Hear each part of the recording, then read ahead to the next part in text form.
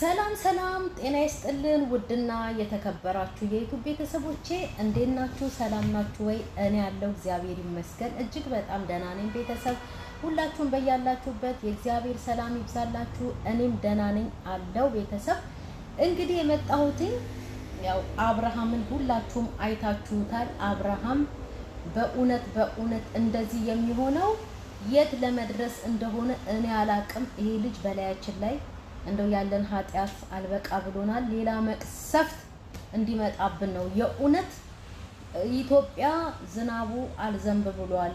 ገበሬው ደረቅ መሬት ላይ ነው የሚያርሰው።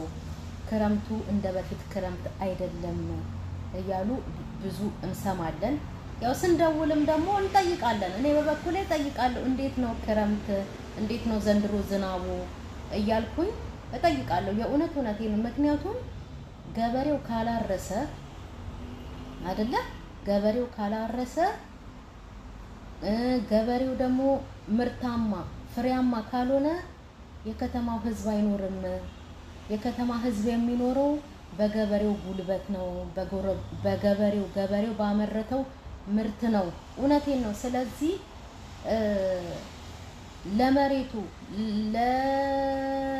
ለልማቱ ለቡቃያ ሁሉ ዝናብ ያስፈልጋልና እግዚአብሔር አምላክ ዝናብን ለሀገራችን ላይ እንዲያዘንብልን የትም ቦታ ሆነን ጸሎት ማድረግ አለብን። እውነት ለመናገር እግዚአብሔር ውስጥ እንዴት ይሰማናል? እውነት እንዴት ይታረቀን? ማርያምን እውነቴን ነው። እንዴት ይታረቀን? የዛሬ ዓመት ደብረ ዘይት ላይ የጣለው ዝናብ ከየረር ተነስቶ ነው።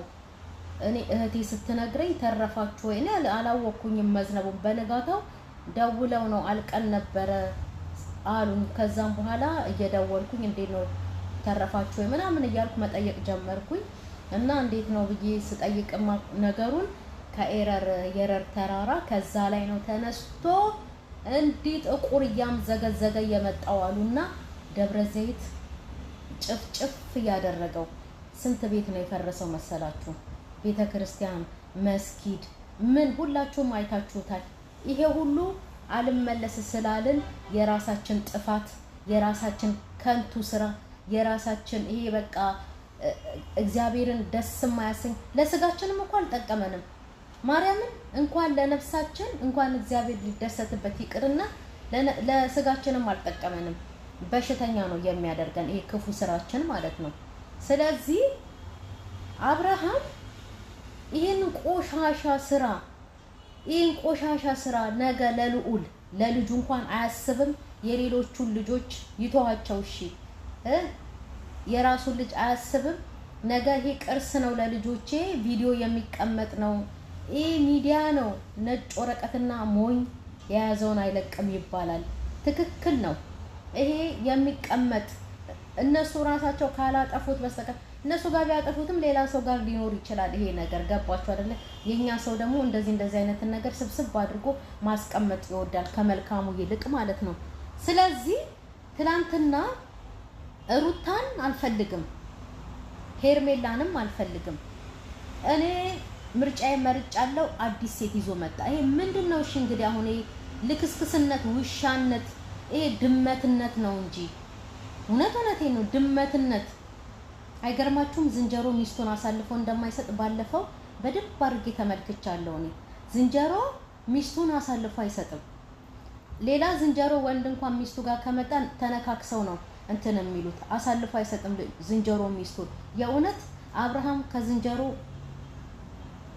ዝንጀሮ ነው ከአብርሃም እንደውም የተሻለው እውነት ለመናገር። በዛ ላይ ደግሞ ጋሽዬ ምን ሆነው ነው ልጆቼን ቆንጥጬ መክሬ በጥሩ ስነ ምግባር በዱላ አይደለም በምክር ነው ያሳደግኳቸው ልጆቼን። በምክር ያደገ ልጅ እንደው በጥሩ ምክር ወይ ደግሞ በጥሩ ተግሳጽ ያደገ ልጅ እንደዚህ ነው እንደሚልከሰከሰው።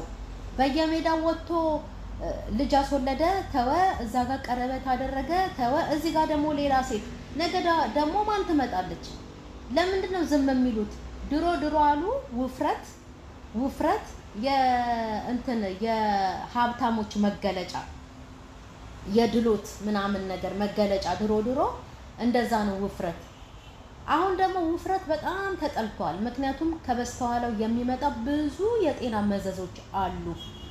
እድሜ እየገፋ በሄደ ቁጥር ያኔ ሳይመቸን ሳንወፍር ቀርተን በዚህ እድሜ ደግሞ ማለት ነው መወፈር፣ ስጋን ማካበት ምናምን ነገር ራስን ይዞ ገደል እንደመግባት፣ ራስን ለሞት አሳልፎ እንደመስጠት ነው። ገባችሁ አይደለ? እውነት ነው። እኔ ቢሆንላቸው ቢያደርግላቸው ደስ ይለኛል። ግን ሰውነትን አጎዝፎ ብቻ ወይ ደግሞ እንዲህ ግርማ ሞገስ ኖሮ ብቻ መታየት ሳይሆን ልጄ የቱ ጋ ነው ያለው? ምን አይነት ስራ እየሰራ ነው? ጋሽዬ የሚዲያ ሰው ናቸው። በደንብ አድርገው ፕሮግራም ራሱ እንዴት መምራት እንዳለባቸው ጠንቅቀው የሚያውቁ፣ እንዴት መናገር እንዳለባቸው ጠንቅቀው የሚያውቁ አባት ናቸው። ብዙዎቻችን ነው የምናውቃቸው። ስለዚህ ምን ነው ለዚህ ልጅ እንደው ነገር አጡለት? ምን ነው ልጃቸውን አይገስጹም ወይ? ሰው ሁሉ እንደዚህ በስድብ ሲያጥለቀልቀው፣ ሰው ሁሉ ለምን ዝሙትን ታስፋፋለህ፣ ለምን ዝሙትን ትሰብካለህ እያሉ ሰው ሁሉ እንደዚህ ሲጠላው፣ ሰው ሁሉ ለነገሩ ጥፋተኞቹ እኮ ራሳችን ነን። ራሳችን ብቻ ሳንሆንም ያኔ የሕማማቱ ጊዜ ጌታ ሲሰቀል እነሱ አሻሸ ገዳሜ ሲሉ ኦርቶዶክስ የተባሉት እንዳለ ምእመናን መስቀል አስሮ ከነሱ ጋራ አሸሸ ገዳሜ ሲል ነበረ። ገባችሁ? የገባው ሰው የተወሰነው ሰው ያንን ማድረጌ ጸጽቶኛል ብለው ብዙ ሲናገሩ ሰምቻለሁ። አሁንም እኛ ላይክ እያደረግንና ሙሉውን ቪዲዮ ጨርሰን እያየናቸው ወይ ደግሞ ሲመጡ በጉጉት እየጠበቅናቸው ምዕራፍ 1 ምዕራፍ 2 እየተባለ ሴት እየተቀያየረ ላያችን ላይ እየመጡብን የሚያሳዩንን ነገር ለምንድን ነው የምናበረታታው? ነው ለምን ነው የምናበረታታው?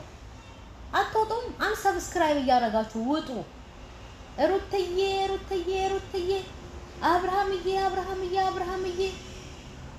አብርሃም በፊት በጣም ያሳዘነኝ እኔ ምኑ ጋር እንደነበር ታውቃላችሁ? ሀቁን ለመናገር ሩታ ሲለምናት እንደዛ ሙልጭ አርጋ እየሰደበችው በጥፊ እየመታችው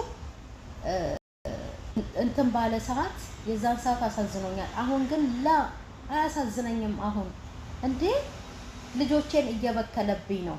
እውነት ለመናገር እንደዚህ አድርጉ፣ ይሄንን ስራ ከሰራችሁ ብር ታገኛላችሁ፣ ሰው የሚወደው ይሄንን ነገር ነው እያለ ለልጆቻችን ክፉ ነገር እያስተማረብን ነው።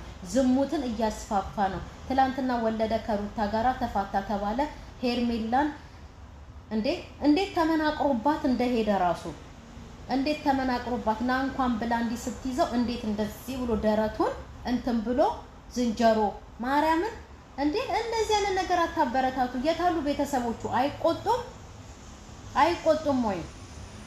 ይቅርታ አድርጉልኝና የኤፍሬም አባት ሽምግልና ላይ ለህያብ የተላኩ ጊዜ የተናገሩት ነገር አለ። እኛ የጉራጌ ወንዶች ሚስቶቻችንን እናከብራለን፣ ሚስቶቻችንን እንወዳለን፣ ከሚስቶቻችን ሌላ እንትን አንሄድም ሲሉ ሰምተናል። እንግዲህ የሁሉም ቤት ይለያያል አይደል እንዴ? ግዴታ እዛ ቤት የነበረው አብርሃም ጋር ይኖራል ማለት አይደለም። ግን ከአብርሃም ያየነው ምንድነው? ይሄ ምንድነው እንዴ? ሰውየው አባትየው ለምን አይቆጡም? አይናገሩም እንዴ?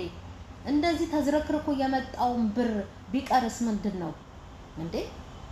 ሰው እኮ ሰርቶ ብር ለማግኘት ምንም አይነት ነገር ይሰራል። ግን እንደዚህ አይነት ስራ እኮ ያስጠላል በጣም በገሃድ።